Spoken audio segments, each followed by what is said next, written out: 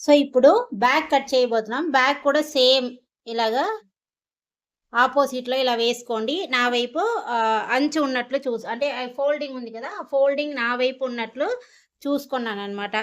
First కిందకి ఇలా ఒక స్ట్రెయిట్ లైన్ వేసి ఏదైనా ఎక్స్‌ట్రాస్ అంటే వాళ్ళు కట్ చేసి ఇచ్చింది అంత నీట్‌గా ఉండదు. అందువల్ల ఇలా ఒక స్ట్రెయిట్ లైన్ వేసి ఎక్స్‌ట్రా ఉన్న క్లాత్‌ని ఇలా కట్ చేసుకుందాం.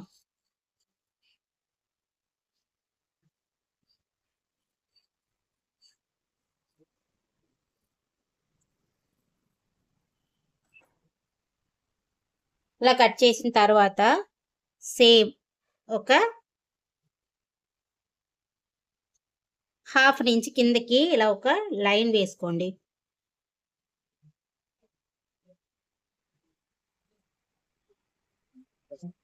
హాఫ్ ఇంచ్ ఇలా వేసుకొని ఫోల్డింగ్ కనిపిస్తున్నట్లు పెడతాను. మీకు అప్పుడే ఫోల్డింగ్ ఉన్నట్లు ఇటువైపు ఇక్కడ పెడతాను.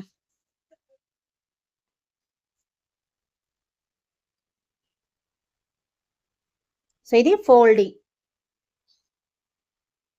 ఇప్పుడు ఈ బ్లౌజ్‌ని బ్యాక్ సైడ్ తీసుకుందాం.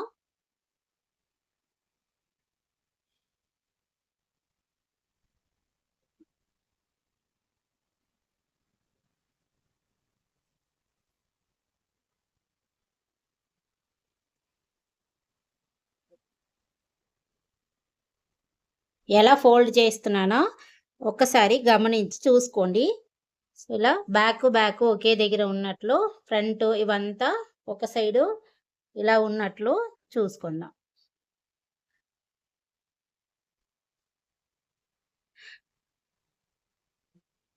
కరెక్ట్‌గా ఇలా లాగి ఇలా బ్లౌజ్‌ని కరెక్ట్‌గా ఇలా పెట్టుకోండి.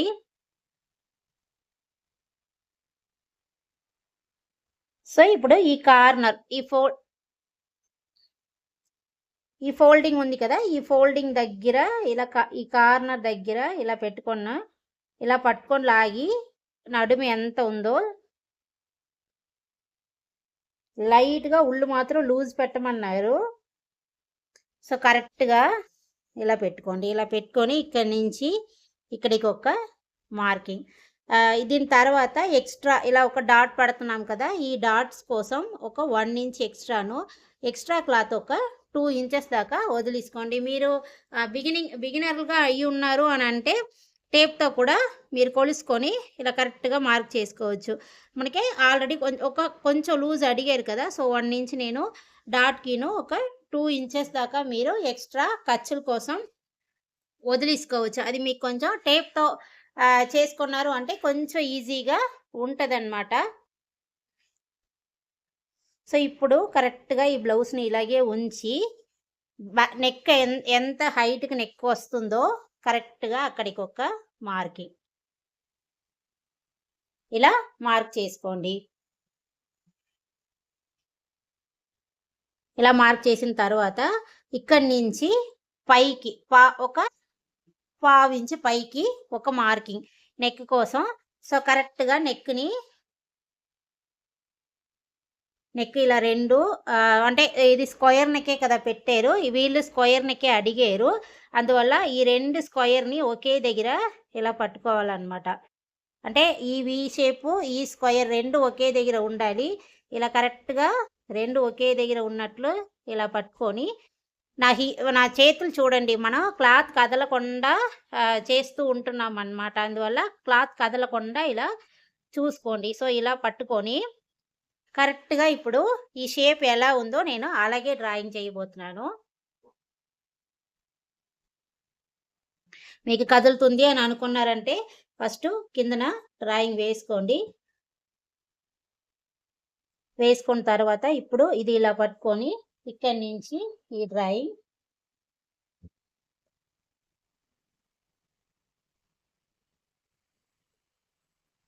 సో, ఇలా డ్రాయింగ్ అయితే వేసుకున్నాం. వేసుకొని ఇప్పుడు నెక్ కరెక్ట్‌గా ఇది ఇక్కడి నుంచి ఇలా లాగి ఇలా చూసుకోండి. సో, సేమ్ కరెక్ట్‌గా షోల్డర్ మార్క్ చేసినప్పుడు ఈ బ్యాక్ దగ్గర కూడా ఇక్కడ డాట్ ఉంది కదా!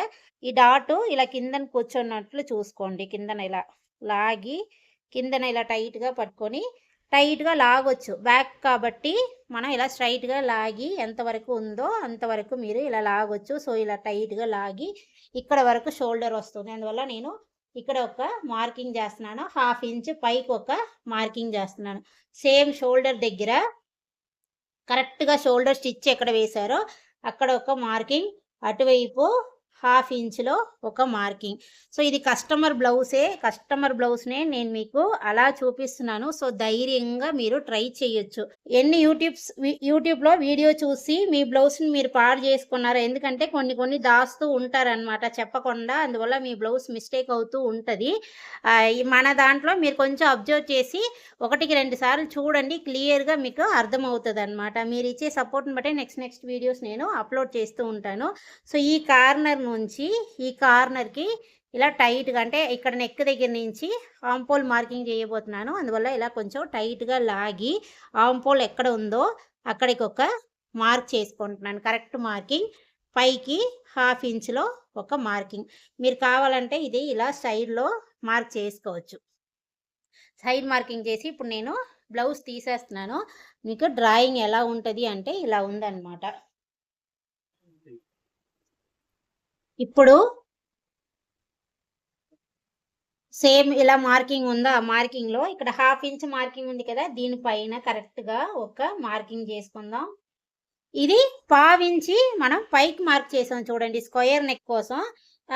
ఈ వీళ్ళు స్క్వేర్ చూసారు అంటే కొంచెం షోల్డర్ దగ్గర వెడల్పుగా వచ్చినట్లు ఉంది. సో షోల్డర్ దగ్గర కొంచెం వెడల్పుగా వచ్చి ఇక్కడ ఇలా వస్తుందన్నమాట. సో ఇప్పుడు సేమ్ ఇక్కడే కట్ చేయకుండా ఒక 1/2 ఇంచ్ ముందుకి మార్క్ చేయాలి. నెక్ అని అంటే 1/2 ఇంచ్ ముందు అనేది కంపల్సరీ ఉండాలన్నమాట. సో ఇలా మార్కింగ్ చేయండి. మార్కింగ్ చేసి సేమ్ ఇవి కూడా 1/2 ఇంచు ముందు మార్కింగ్‌లా స్క్వేర్‌లో చేసుకున్నాం. చేసుకున్న తర్వాత ఇక్కడికి వచ్చేసరికి పైన ఎక్స్ట్రా వదిలాం కదా, ఎక్స్ట్రా వదిలిన దగ్గర ఒక మార్కింగ్, మళ్ళీ సేమ్ ఇక్కడ ఎక్స్ట్రా ఒక 1/2 ఇంచ్ వదిలి ఉన్నాం చూడండి, ఇక్కడ ఒక మార్కింగ్. ప్రిన్సెస్ కట్ చాలా ఈజీ, అంటే ఈజీగా చేసుకోవచ్చు.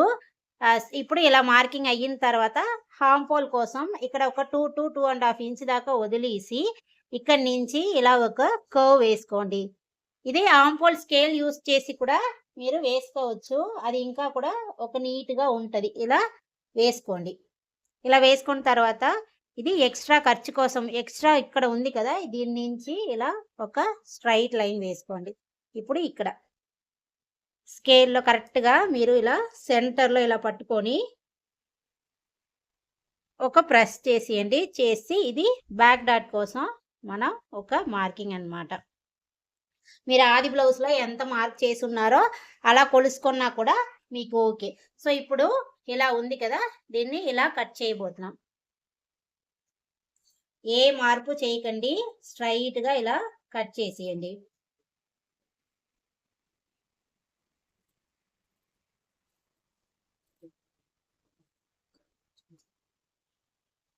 సో చాలా అదే